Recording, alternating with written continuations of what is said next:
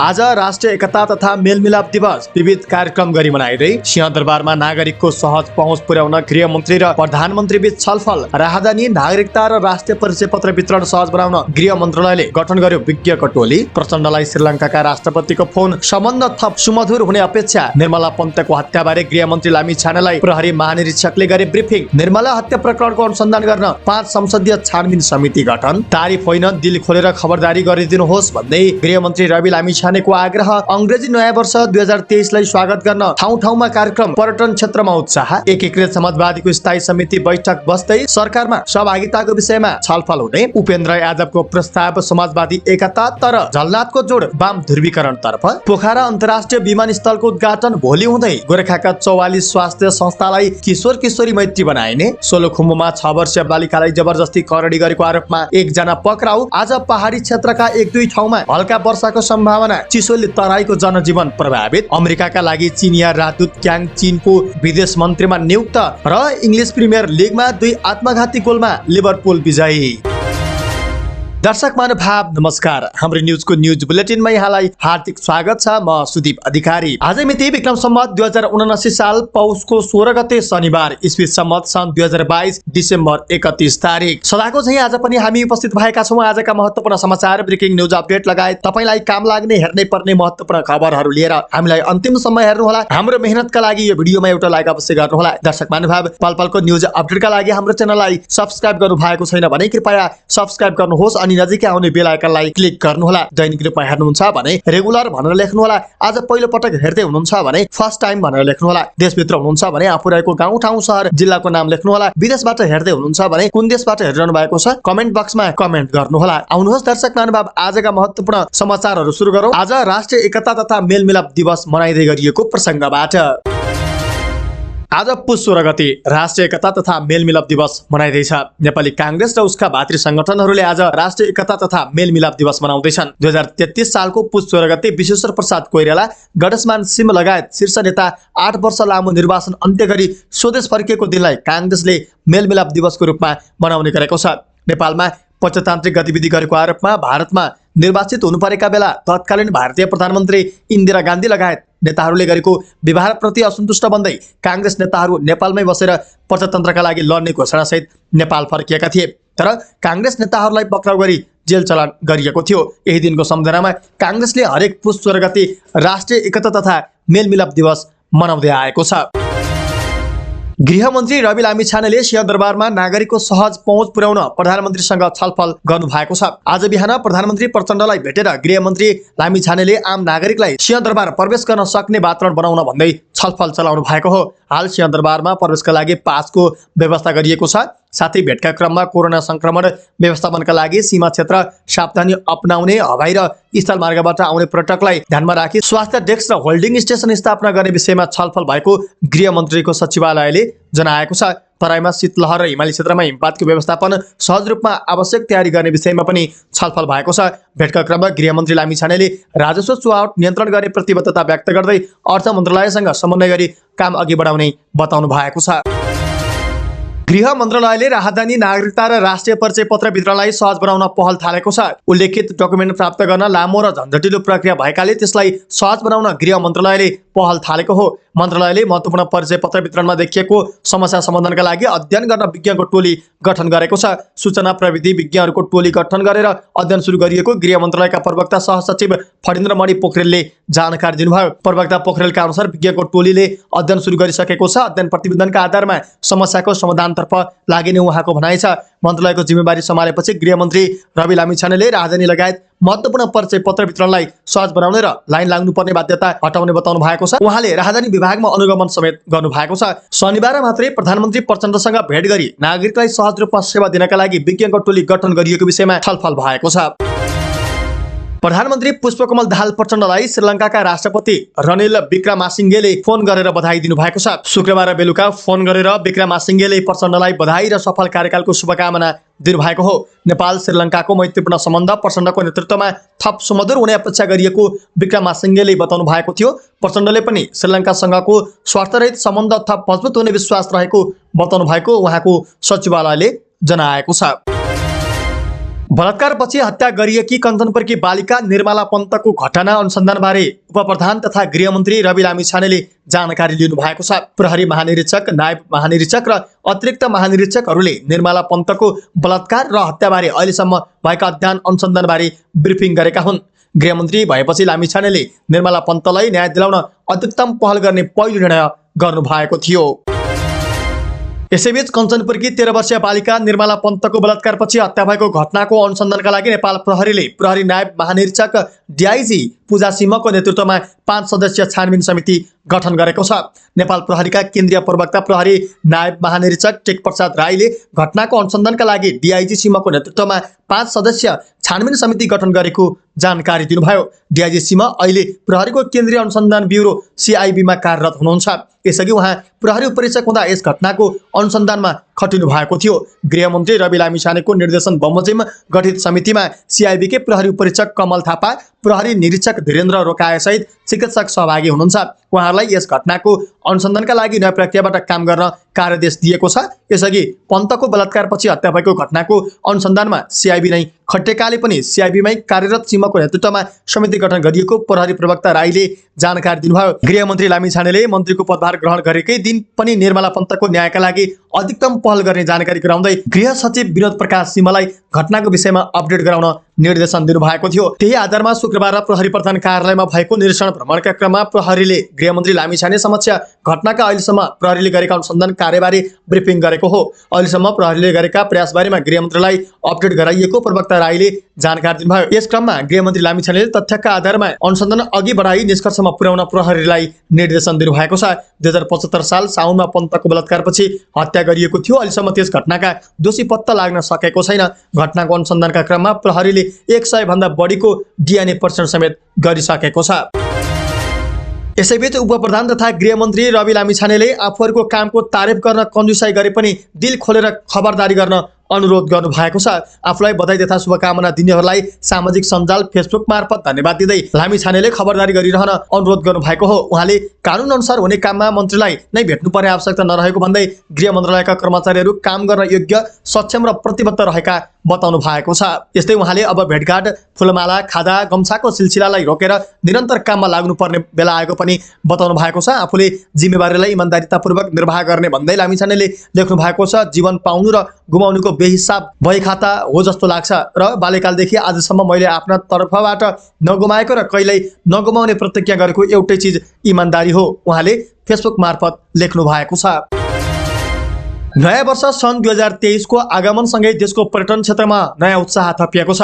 COVID-19 महामारीले थलिएको पर्यटन क्षेत्र बिस्तारै लयको बाटोमा रहेको छ। पर्यटन पुनरुत्थानको दिशामा रहेको पर्यटन क्षेत्रमा नयाँ वर्षले उत्साह छाएको छ। त्यसो त नयाँ वर्ष पर्यटन क्षेत्रका लागि उत्सवकै रूपमा लिइन्छ। यो अवसरमा आन्तरिक तथा विदेशी पर्यटकको चहलपहल बढ्ने भएकाले व्यवसायमा पनि सकारात्मक आशा जगाउने गरेको छ। होटल संघ नेपाल हानका प्रथम उपाध्यक्ष विनायक शाहले नयाँ वर्षको शुभ सन्ध्यामा पर्यटन क्षेत्रमा चहलपहल र गतिविधि बढेको बताउनुभयो। नयाँ वर्षको पूर्व सन्ध्यामा पर्यटनमा चहलपहल बढेको छ। आन्तरिक पर्यटनको चाप छ। ठमेल, पोखरा, सौराहा, लुम्बिनी, भेडेटार लगायतका क्षेत्रमा न्यू इयर इभ कार्यक्रम आयोजना गरिएको छ।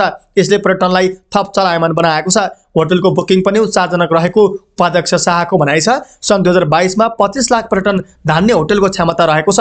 चिनिया पर्यटक आउने वातावरण बनेको खण्डमा विदेशी पर्यटक बन्ने उहाँको विश्वास छ। सरकारी तथ्याङ्कमा देशभर 1100 होटल छन्। हानको विवरणमा सबै खाली होटल गरी 4000 छन्। Trekking agency association of Nepal टानका अध्यक्ष निलहरी वास्तोला पनि नयाँ वर्ष पर्यटनमा आशा जगाउने वर्ष हुने भएकाले महामारी पछिको पर्यटनलाई पुनरुत्थानको गतिमा हौसला प्रदान गर्न मद्दत पुग्ने विश्वास समेत व्यक्त गर्नुहुन्छ। नयाँ वर्षको बहारसँगै पर्यटन क्षेत्रमा यसले सकारात्मक उत्साह जगाएको छ। उहाँले भन्नुभयो, आन्तरिक मात्र होइन विदेशी पर्यटक पनि उल्लेख्य संख्यामा आउने भएकाले पर्यटन व्यवसायमा पनि हौसला बढेको छ। सन् 2023 नेपाल सहित विश्वव्यापी रूपमै घुमफिर वर्ष नै हुन्छ होला। पछिल्लो समय विदेशी पर्यटक आगमन दरलाई हेर्दा विदेशी पर्यटक निकै बन्ने अनुमान गरिएको अध्यक्ष वास्तोलाले बताउनुभयो। नेपाल पर्यटन बोर्डको तथ्याङ्क अनुसार सन् 2022 को 11 महिनामा 5,46,342 विदेशी पर्यटक नेपाल भित्रिएका छन्। कोभिड-19 महामारीका कारण घटेको विदेशी पर्यटकको संख्या सन् 2022 मा भने बढ्दो क्रममा रहेको तथ्याङ्कले देखाउँदछ। नेकपा एकीकृत समाजवादीको स्थायी समिति बैठक आज बस्दैछ। सरकारमा सहभागिताको विषयमा टुङ्गो लगाउन समाजवादीले बैठक बोलाएको हो। केन्द्रीय कार्यालय आलोक नगरमा बस्ने बैठकले चुनावमा पार्टीले प्राप्त गरेको परिणामको समीक्षा, पछिल्लो पटक विकास भएको राजनीतिक घटनाक्रम तथा पार्टीको भूमिका, अबको कार्ययोजना लगायतका विषयमा निर्णय लिने केन्द्रीय प्रचार विभाग प्रमुख जगन्नाथ खतिवड़ाले जानकारी दिनुभयो।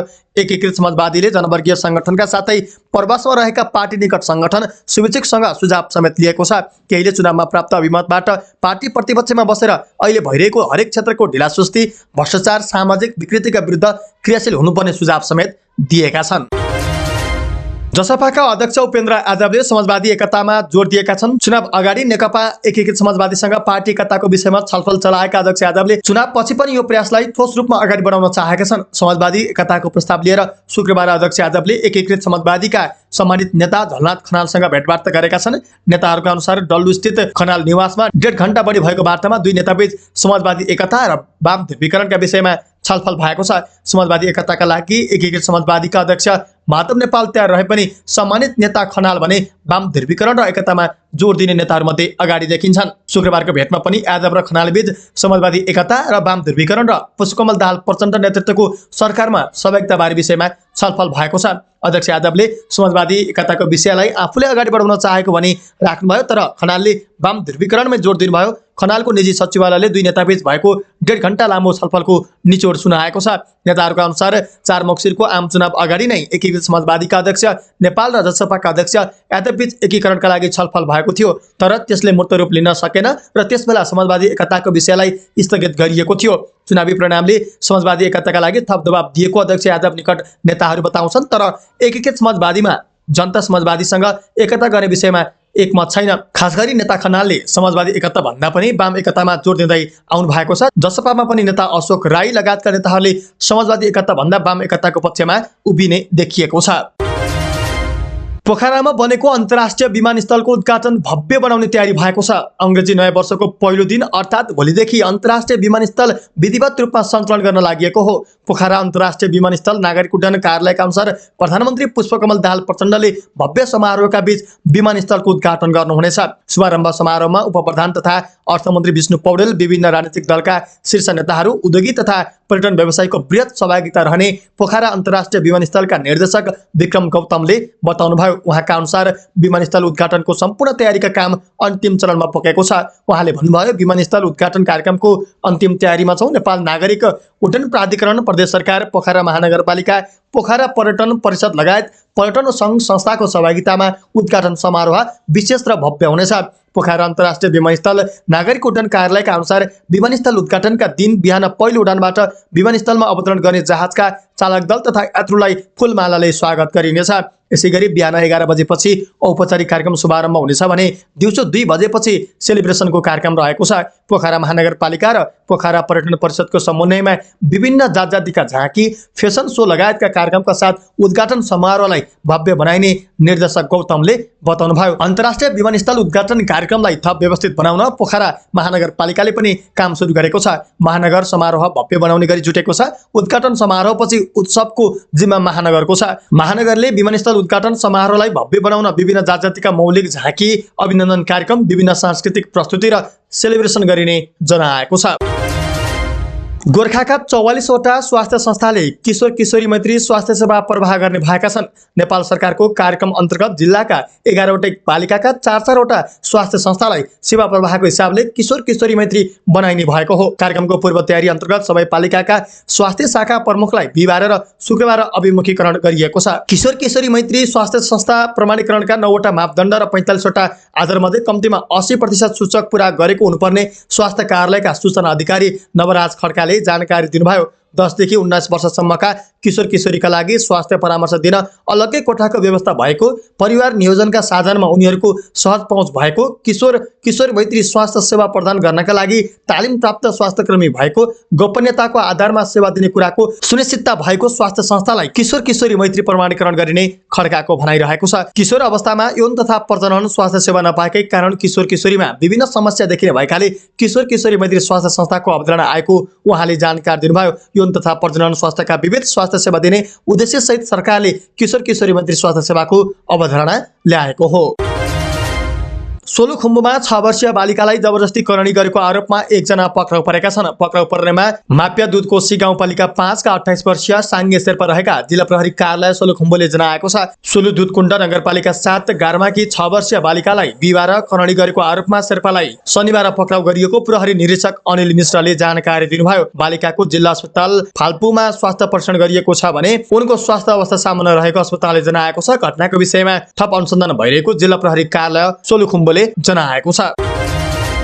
आज देशका पहाडी 1-2 ठाउँमा हल्का वर्षाको सम्भावना रहेको छ। प्रदेश नम्बर 1 बागमती प्रदेश र गण्डकी प्रदेशका पहाडी 1-2 ठाउँमा हल्का वर्षाको सम्भावना रहेको र हिमाली थोरै ठाउँमा हल्का हिमपातको सम्भावना रहेको जल तथा मौसम पूर्वानुमान महाशाखाले जनाएको छ। अहिले देशमा पश्चिमी न्यूनचापीय प्रणालीको सामान्य प्रभाव रहेको छ। प्रदेश नम्बर 1 बागमती प्रदेश र गण्डकी प्रदेशका पहाडी क्षेत्रमा मौसम आंशिकदेखि सामान्य बदलिछ। अहिले काठमाडौँ उपत्यका तथा तराई मधेसमा हुस्सु र कुहिरो लागेको छ। काठमाडौँमा लागेको हुस्सु कुहिरो घाम लाग्न थालेसँगै हट्ने मौसमविद सञ्जीव अधिकारीले जानकारी दिनुभयो। आज बिहान काठमाडौँको न्यूनतम तापक्रम 4 डिग्री सेल्सियस मापन गरिएको छ। गएको बुधबार काठमाडौँको न्यूनतम तापक्रम 3.1 डिग्री सेल्सियस थियो। यसैबीच तराई मधेसमा बढ्दै गएको चिसोले जनजीवन प्रभावित बनेको छ। 2-3 दिनदेखि घाम लागेको छैन। निरन्तर बाक्लो हुस्सु कुहिरो लागेर चिसो स्याट चलेकाले कठाङ्गिदो चिसो भइरहेको छ। तापक्रम दिनदिनै घट्न थालेपछि विशेष गरी बालबालिका, वृद्ध, दमका रोगी र दीर्घरोगी तथा अल्पसंख्यक समुदाय प्रभावित भएका छन्। दैनिक ज्याला मजदुरी गरेर गुजारा चलाउनेहरू पनि समस्यामा परेका छन्। मानिसहरू घरबाट बाहिर निस्कन सकेका छैनन्। चिसोले मुसहर, डोम, चमार लगायत दलित र अति विपन्न परिवार बढी प्रभावित बनेका छन्। उनीहरू न्यानो कपडा अभावमा चिसोमा रात काट्न बाध्य छन्।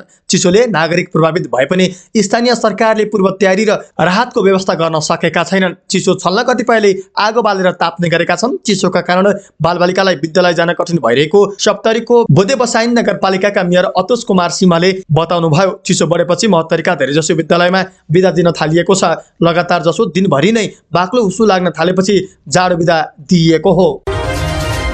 अब अन्तर्राष्ट्रिय समाचार। चीन अमेरिकाका लागि चिनिया राजदूत छिन क्याङलाई फिर्ता बोलाएर विदेश मन्त्रीमा नियुक्त गरिएको छ। अक्टोबरमा सम्पन्न 20औं महाधिवेशनबाट चिनिया कम्युनिस्ट पार्टीको केन्द्रीय समिति सदस्य बनेका क्याङलाई अमेरिकाबाट फिर्ता बोलाएर विदेश मन्त्री नियुक्त गरिएको रोइटर्सले जनाएको छ। अन्तर्राष्ट्रिय सम्बन्धमा स्नातकसम्म अध्ययन गरेका क्याङ सन् 2017 मा सहायक विदेश मन्त्री र 1 वर्षपछि उपविदेश मन्त्री बन्नु भएको थियो। उहाँ सन् 2021 मा अमेरिकाका लागि चिनिया राजदूत बन्नुभएको हो। यसअघि चीनको विदेश मन्त्री वाङ यी हुनुहुन्थ्यो। चीन अमेरिका सम्बन्ध बिग्रिरहेको बेला चीनले अमेरिकामै राजदूत रहेका व्यक्तिलाई बोलाएर विदेश मन्त्री बनाउनुलाई अर्थपूर्ण रूपमा हेरिएको अन्तर्राष्ट्रिय सम्बन्धका जानकारहरूलाई उद्धृत गर्दै रोइटर्सले जनाएको छ।